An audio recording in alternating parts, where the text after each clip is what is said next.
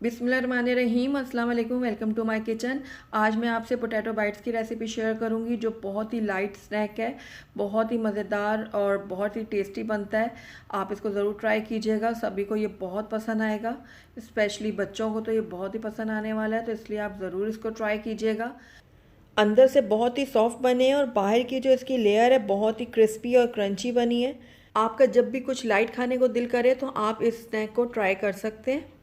तो चलिए देखते हैं कि मज़ेदार से स्नैक किस तरीके से बनते हैं। लेकिन उससे पहले अगर आप मेरे चैनल पर नए हैं तो काइंडली इसको सब्सक्राइब कर दें और साथ ही बेल आइकन को भी प्रेस कर दें ताकि मेरी हर नई आने वाली वीडियो की नोटिफिकेशन सबसे पहले आप तक पहुंचे। तो यहाँ पर मैंने 3 अदद दरमियाने आलू ले लिए थे। इनके छिलका उतार कर मैंने इनको पानी में नमक डाल के बॉईल कर लिया है।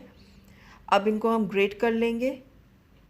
ग्रेटर की मदद से मैं इनको अच्छे से ग्रेट कर लूँगी। तो तमाम आलूओं को मैंने अच्छे से ग्रेट कर लिया है। अब इन आलूओं को मैं एक तरफ रख दूंगी और अब हम नेक्स्ट स्टेप की तरफ चलते हैं। तो यहाँ पर मैंने एक फ्राई पैन ले लिया। इसके अंदर मैं 2 से 3 खाने के चम्मच ऑयल डाल दूंगी। ऑयल डालने के बाद ये जैसे ही थोड़ा सा गर्म होगा तो इसके अंदर आधा खाने का चम्मच मैं ग्रेट किया हुआ लहसुन डाल दूंगी। लहसुन को मैंने ग्रेट कर लिया था तो ये आधा खाने का चम्मच मैंने इसमें ऐड कर दिया है। अब लहसुन को मैं फ्राई कर लूँगी। लाइट गोल्डन होने तक मैं इसको फ्राई करूँगी। तो लो फ्लेम में हम लहसुन को फ्राई करेंगे।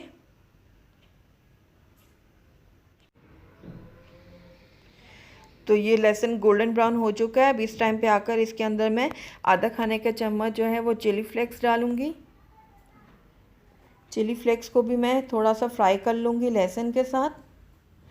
हमने बिल्कुल लो फ्लेम में इन दोनों चीज़ों को पकाना है।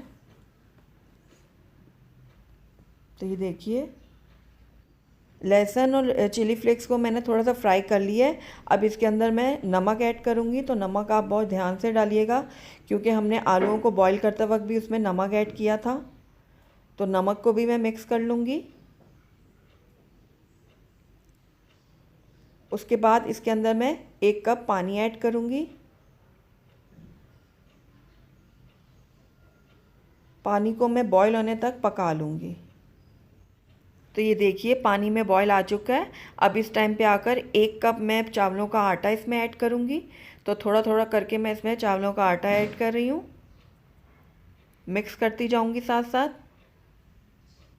इसमें जो हम चावलों का आटा ऐड कर रहे हैं तो इसकी वजह से जो हमारी ये स्नैक है बहुत ही ज़्यादा क्रिस्पी बनेंगे। तो ये देखिए थोड़ा सा मैंने और ऐड किया आटे को। मिक्स कर लूँगी इसको मैं। बाकी का भी इसमें ऐड कर दूँगी और इसको भी अच्छे से मिक्स कर लूँगी। अगर आपके पास चावलों का आटा नहीं है तो आप चावलों को लेकर सिंपली अपने मिक्सचर में डालें और बारीक इसको पीस लें। तो ये देखिए बिल्कुल रेडी हो गया ये हमारा मिक्सचर। अब इसको मैं एक अलग बाउल में निकाल लूँगी ताकि ये अच्छे से ठंडे हो जाए।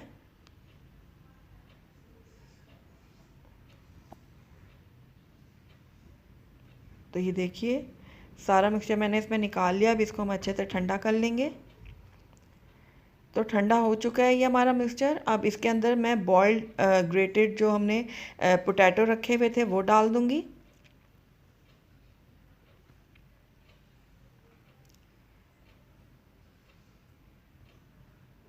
थोड़ा सा इसमें मैं हरा धनिया शामिल करूँगी। ये बिल्कुल ऑप्शनल है, अगर आप नहीं डालना चाहते हैं तो आप इसको स्किप कर दीजिएगा। अब तमाम चीज़ों को अच्छे से मिक्स कर लूँगी।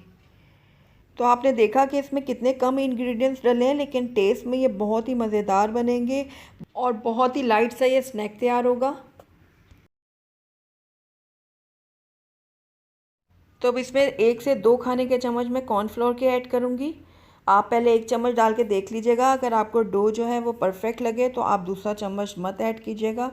लेकिन अगर थोड़ा सा पतला लगे, ढीला लगे तो आप दूसरा भी ऐड कर लीजिएगा। तो ये देखिए मैं अच्छे से इसको भी मिक्स कर लूँगी। तो ये देखिए एक डो की शक्ल में ये आ गया है। थोड़ा सा ऑयल मैंने अपने हाथों में लिया है और इसके ऊपर मैं अच्छे से लगा दूँगी ताकि ये जो डो है वो ज़रा चिकना हो जाए।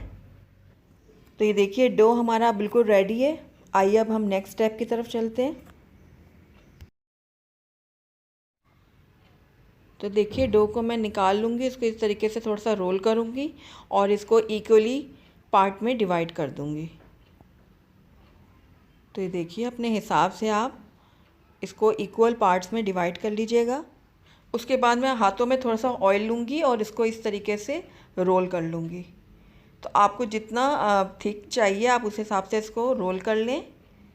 ये देखिए इस तरीके से। अब इसको भी मैं छोटे छोटे टुकड़ों में डिवाइड कर लूँगी। तो ये देखिए थोड़ा सा हाथों की मदद से इसको थोड़ी सी शेप दे लें और अब ये बिल्कुल रेडी है। बाकियों को भी मैं इसी तरीके से तैयार कर लूँगी। तो ये देखिए सारे पोटैटो बाइट्स मैंने तैयार कर लिए हैं। आइए अब इनको हम फ्राई कर लेते हैं। तो मैंने कढ़ाई में ऑयल गरम करने के लिए रख दिया था। अब इसके अंदर मैं एक एक करके पोटैटो बाइट्स डाल दूँगी।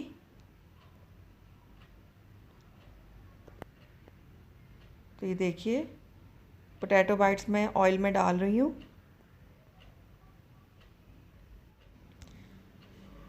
तो अब इनको मैं मीडियम फ्लेम में गोल्डन ब्राउन होने तक फ्राई कर लूँगी।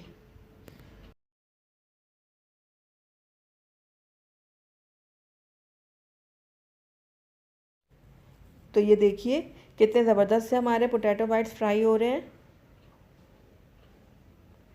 तो अब ये फ्राई हो चुके हैं, इनको मैं निकाल लूँगी बाहर।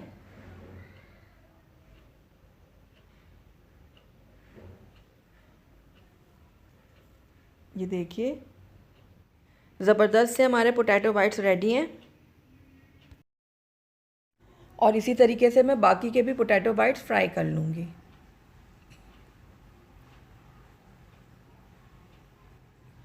तो बाकी के भी पोटैटो बाइट्स हमारे रेडी हैं। आइए अब हम इनको डिश आउट कर लेते हैं।